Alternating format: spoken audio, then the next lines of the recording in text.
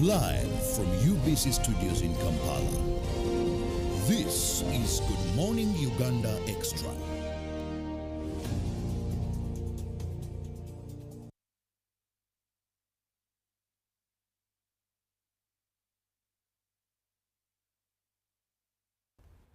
What a lovely day that the Lord has made. We'll rejoice and be glad in it, because the weather so far is very friendly, I must say. At least looking outside the windows of our studios, I can see the sun is coming out very strong.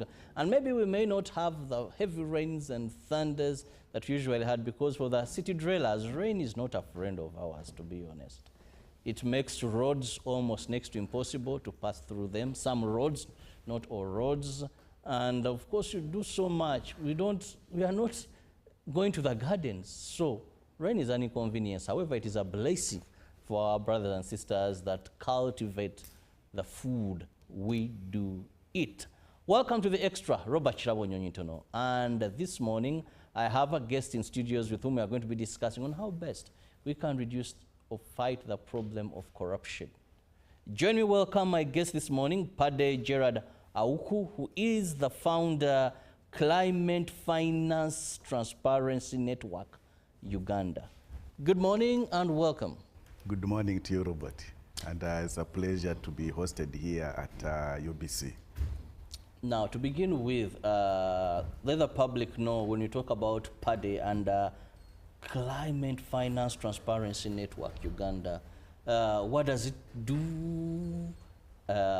What is your mandate? If you drive it maybe from government or it's an government organization, let my viewer know more of the guest I'm having on set.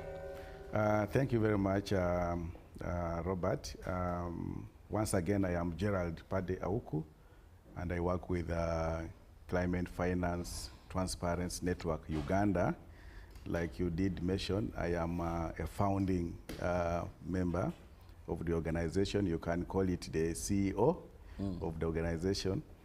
The organization basically looks at addressing the emerging concerns that relate to issues of inclusivity, issues of citizen participation, but overall, we are looking at the aspects of transparency and accountability in climate financing.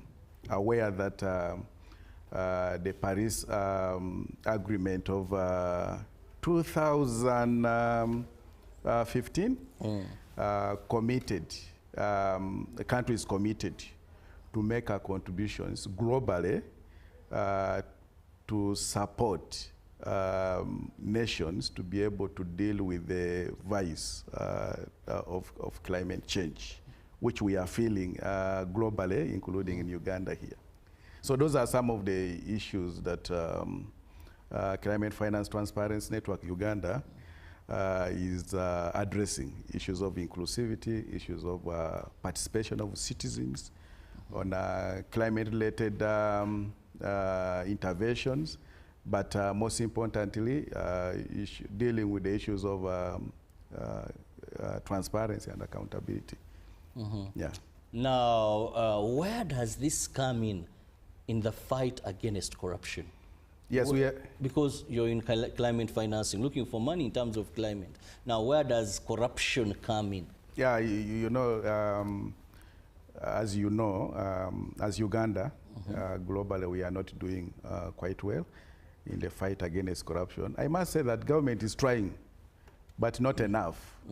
And that justifies why, when you look at the global ranking, the Corruption Perception Index, Uganda is not doing quite well. I think the most recent report, which was launched this year, Uganda managed only to score 26%.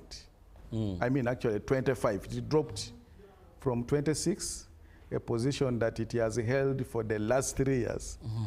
This year, it dropped to 25%, meaning out of 100, meaning as a country, we are not doing well in the fight against corruption. But also, as you are aware, Uganda loses 10 trillion shillings annually on corruption. This is a government report. This data is coming from the government report. The IGG. The IGG report. 10 trillion that the country loses in election. So this means that as a country, we are not doing quite well in the fight against corruption. That's why the conversation, the discussion on our status and what must be done in the fight against corruption is required across board. And that's just why, because now why we are talking about climate financing now is that all the focus globally is now on climate financing, and governments are putting in quite a lot of money. Those commitments that are coming from development partners, when you look at the planning here, even in our budgeting, there is a commitment from government to integrate the issues of climate, the issues of climate change into programs. So that implies that lots of money is going into that area, but little in terms of monitoring the effectiveness of these projects have been done. And that's what we are coming to deal with as an organization. Now, when we talk about corruption, it's a word that many have heard of. We assume many know, but in depth, what is corruption? Corruption is an abuse of an office, public office, for private gains. That's literally what I can say about the definition. So even if someone in a public office asked for sexual favors, that amounts to corruption? Yeah, that's one form of corruption. Of course, there are quite a number of embezzlement, forms of bribery, sexual extortion. All these are forms of corruption. Now, Uganda is one of the countries that has a number of institutions that fight corruption. Where if you go to State House, there are quite many. You'll have the State House Investors Protection Unit. You'll have the health side. There is a protection unit, health, State House Health Monitoring Unit. When you go State House Anti-Corruption Unit, now we go here, you have the IGG's office. We have, when you go to courts, we have a court. We have quite a number of institutions. Yes, we have quite a number of institutions, which to me as an expert on corruption, I feel it is not necessary to have all these institutions. The IG's office, the main anti-corruption entity should be sufficient enough to be able to deal with the vice. Because the more you create these institutions, the more you complicate even in terms of coordination. And yet when we have few, and they are willing, there is commitment across the entities to work together towards dealing with the vice, it becomes more effective than having all this. Because some of the persons that I appointed to run these entities, they don't have, I must say that they might not have sufficient capacities to be able to deal with the complex, corruption in this country. So to me, as an expert, I would rather go with the few than having the piecemeal of entities, which brings more of duplication of mandates. And as you know, as a country, we run short when it comes to coordination of the anti-corruption efforts. If you have police working in isolation with the DPP, and then they're also working in isolation with the entity that is mandated to fight corruption, which is the IGG, so what do you expect? And that's why you see some cases easily collapse in courts of law because of poor investigations, that is which is usually done by the police, but also of course that puts the DPP in check, because they are supposed to receive those reports and be able to start the process. So if the cases are investigated poorly, then you don't expect much. And that's why you saw cases, Mabat-related cases, collapse on arrival. Of course, what IGG claims is that is that there was no sufficient evidence to crucify the persons that were involved. Oh, you've mentioned that popular case of Mabati and where it ended. Now, when we talk about corruption well defined, we have institutions. One would wonder, are Ugandans, do they understand the problem at hand of corruption? That is the problem. And in one of our interventions, we have interventions that are basically looking at involving the citizens in the fight against corruption. Why? Because you today, Robert, if you got a job, this job here, and tomorrow you're able to build a luxurious house in your village and be able to drive these posh cars, including marrying those beautiful women where you spend so much. People will praise you. They will say that Robert is a very bright fellow. You know, he's bright. They don't question how you were able to amass that wealth within that shortest time and parents will even refer to me when talking to their children. Exactly, they refer to you. For those that have worked for so long without anything, they will say that one is not sharp, is dormant, is not bright. So and so son has just gone to Kampala. He has just gone to here. Kampala, he has just graduated, and he's able to have ABC. So, meaning they don't understand that actually whatever resources that this person is getting to be able to do all this within shortest time possible, they don't know that it's their money. So not until the citizens get to know that what is being embezzled belongs to them, then we will be wasting our efforts. So our focus, one of our strategies is to engage the citizens, to be able to understand that on a daily basis, they pay taxes. You know, the moment you get out of your house to get to the shop, you're paying a tax, which most of them don't know. So when someone is implicated of being corrupt, in most times, you know, the citizens or the relatives tend to say it is political, you know, sort of persecution, because they don't know that the money that this person has embezzled belongs to them. Not until that is clear, then we'll be wasting our efforts for nothing. That's why our efforts now are also looking at how do we engage citizens to be able to understand some of these issues, to be able to engage effectively. Very interesting. People do not condone, condemn corruption because they really don't feel it. Have we become complacent? Why am I saying this? When a person is arrested in Uganda and you tell a colleague so and so is at police, you know what they will tell you? Who do you know there? Who do you know there? That is one. Second, how do we bypass the... Let's first get some money, then we go and see. Exactly.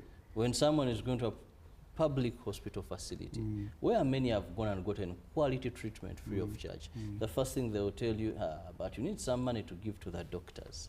When a person is driving, traveling more so up country, they'll first get some money to go with. You know what they're going to use that money for? To bribe the traffic officers along the way. Yes. And one person once said that remove corruption from Uganda, that you may have a big problem. Even the economy may have issues. I don't want to believe that. I want to believe that. But Ugandans have become very complacent when it comes to corruption. Now, what should be done? Because there is nothing that is a problem. I always listen to His Excellency when he's speaking, the President of Uganda. He says, the mind is a very big problem. Once someone has already been, the mind has been brought to an area of accepting, which is many Ugandans now have reached a point of accepting. Even when someone wants a water connection, a power connection, I don't know if you've, so you people are fighting against corruption. How are you focusing on the minds of Ugandans? We've become complacent. We've accepted it is the way to go. People sit for UNEB exams here. Everyone, do you know anyone in Gaza? Do you know anyone here? Do you know parents are willing to bribe to get children in school, even when they have not got the required points? Corruption has become part of us. Yes, so how do we deal with the mind first? Yeah, I think number one, it goes back to how far as a nation has gone in the fight against corruption. We have the laws. Because what you are speaking about is one form of corruption which seems to be predominant in our country, which is more bribery, where, you know, whenever you want a service, you know, for you to be able to get this service, you must be able to pay kitu kidogo. That's how they call it in Kiswahili, kitu kidogo. Even when he's able to get that service. Because in bribery, there is a demand side and supply side. The supply side is usually initiated by the technocrats, the office bearers. Okay? Then the demand side is, of course, the demand side, I think, is the other way around. It's government, and the supply side is the citizens themselves. Sometimes they walk into an office, but because of that mind, someone knows that he has to pay something in exchange of a service. And yet we have a law, the Anti-Corruption Act punishes both the giver, which is the citizen, and then the receiver. So to what extent are we able to implement this very good law that we have? The Anti-Corruption Act, it's a very good law, as amended 2015, that now includes the confiscation of individuals' property that has been found guilty of being corrupt. But that said, there's also a need to continuous awareness raising, to be able to deter that. Because if citizens know that they actually have a right to access this, why would you think of paying a bribe? Like, you put it right. You have an issue with the police, instead of dealing with the issue professionally or as per our laws, you're instead thinking of how to bribe someone to be able to be helped. You go to the hospital today, you know very well that government, health centers, hospitals, we are supposed to be getting free services. But because of the urgency that you have in terms of yearning for that service, sometimes Ugandans don't even want to line. So you want to be, handled faster. That's why this is coming up. And in terms of our advocacy work, we are advocating for digitalization of government services. Like you see with now, if you want to get, one of the good examples that I can state here is that when you want to get a driving permit, you don't have to pay anything, unless if you also have a problem with your mind. It is straightforward. Digitalized. Digitalized. Within a few hours, you are able to finish with that process and be able to get your permit. Isn't that good? Yes, it is. Wouldn't we want similar services in other entities? Of course, passports are trying, but they still also have challenges, but at least they are getting there. So digitalization, the good thing of digitalization is sort of minimizes human interaction. And once we have that in our country, then the issues of bribery will come down. Well, very interesting if we do have digitalization processes. Now, when we talk about corruption, the fight against corruption, we said earlier we have institutions. What is it that we have the laws? What is that we are not doing as a country? Because statistics are not that very friendly. Stagnated at a particular time, now dropped, stories are like stories. As we come to the end of this, what should be done to make significant strides in the fight against corruption? Number one, we need to implement our laws to dot. Globally, when you examine our laws vis-a-vis the laws of other countries, you realize that Uganda has one of the best anti-corruption laws. But our biggest challenge is on implementation.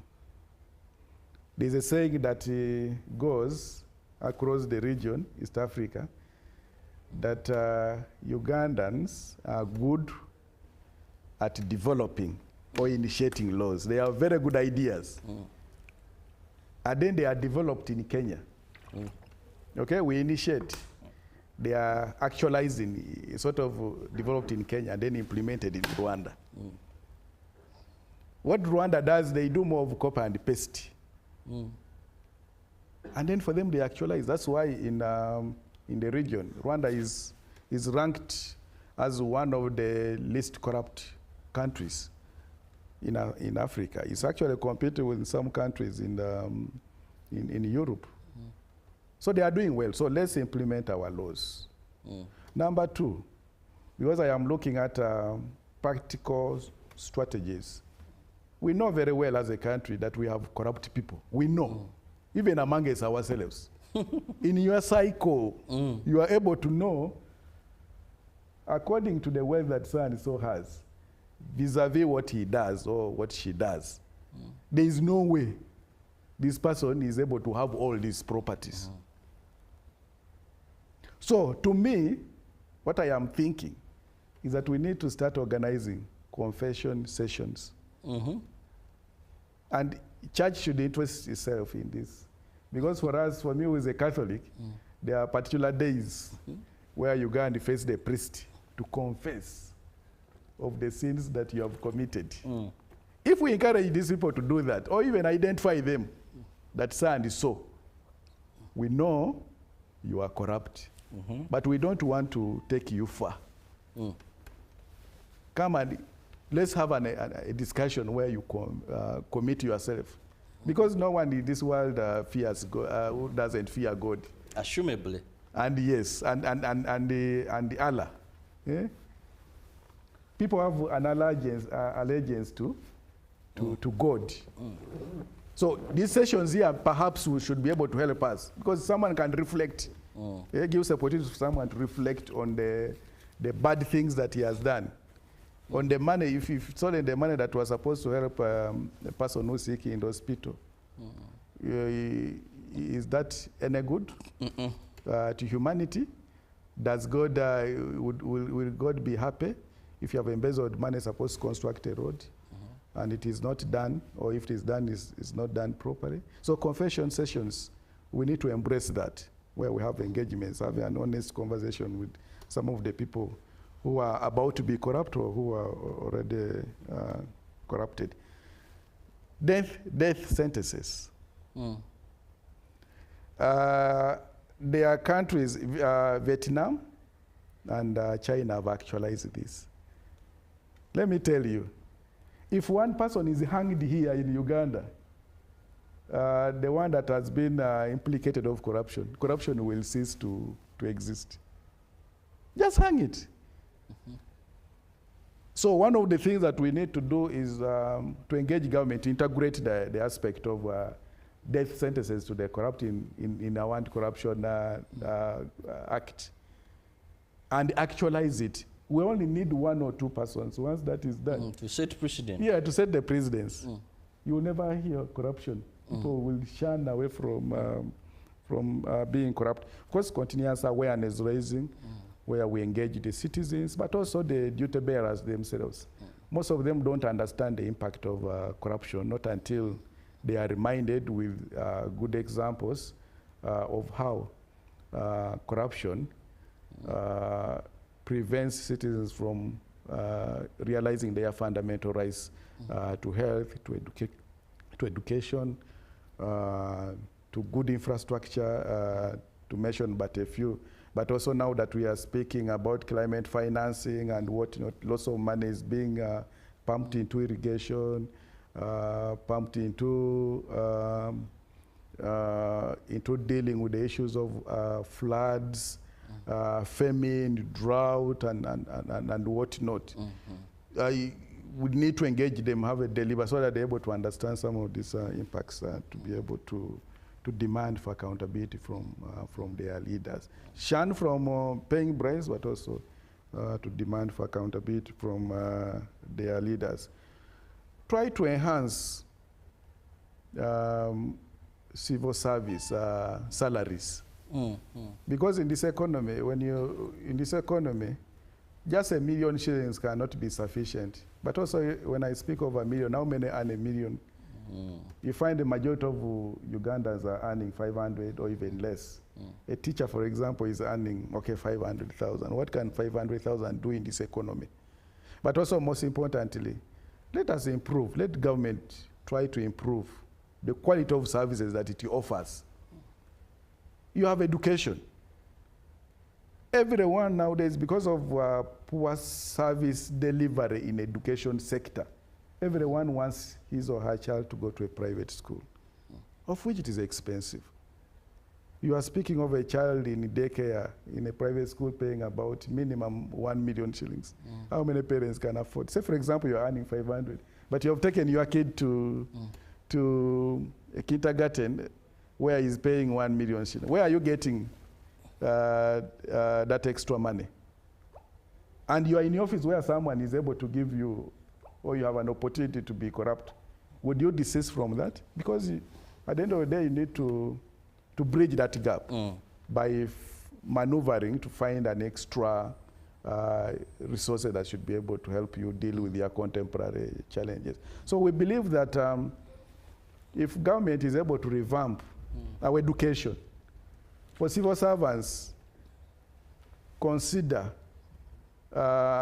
building staff quarters for teachers, for example, or public servants. Like you saw in, we used to hear, we read in those previous regimes of Botes and what we read. Well, the population also was slightly what? Less than what it is today. Less than what it is. But of course, in proper planning, we can achieve all this, despite of the increasing population, which is now at 45 million, 48, 45 million.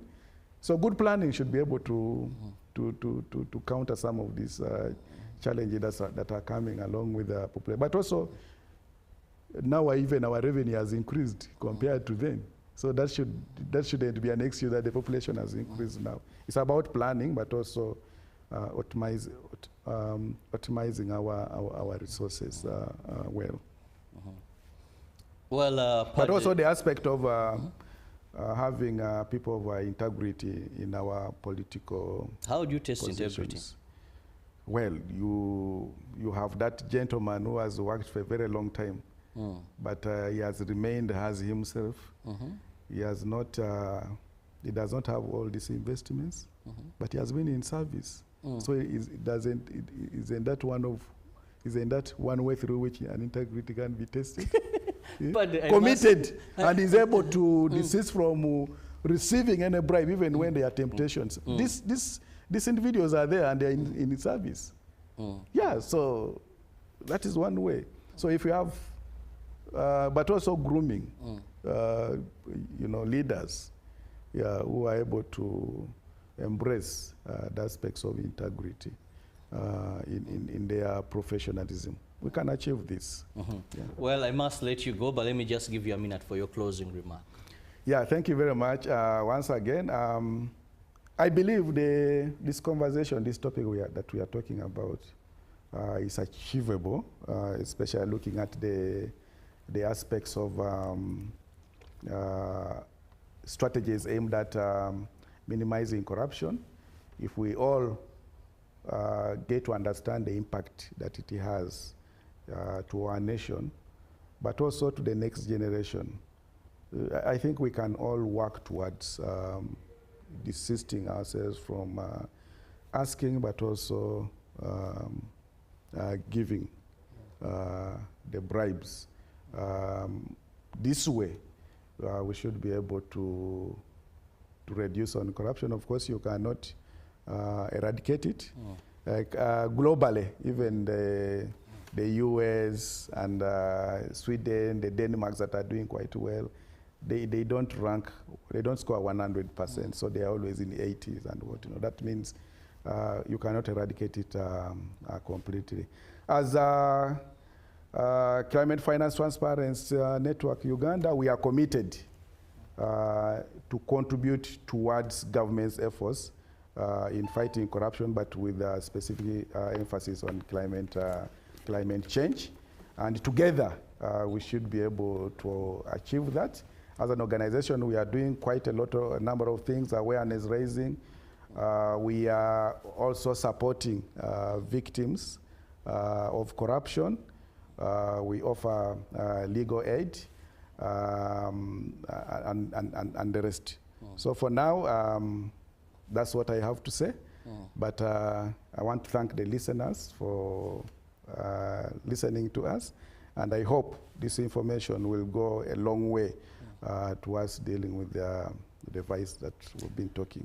Well, I want to thank you so much for your time, and above all, our viewer, thank you very much for being with us this lovely Monday morning, and wish to have you tomorrow, same time, God willing. Thank you. Live from UBC Studios in Kampala, this is Good Morning Uganda Extra. In all these years, we emphasize two words, wealth and jobs. And we try to waken our people up to show them where wealth and jobs come from. The Parish Development Model, PDM, is a bold initiative that is reshaping Uganda's rural economy. By allocating 100 million shillings to each parish annually, PDM empowers households by unlocking opportunities for wealth creation. This program will be maintained. Each year we send 100 million for the parish. If you get the 1 million, you can buy some goats, you can buy some pigs, you can buy even young cows. Farmers are transitioning from subsistence farming to commercial agriculture, laying the groundwork for wealth creation and improved livelihoods. This project started 11 years ago after an inspiration from His Excellency. And that time I was working as a taxi driver.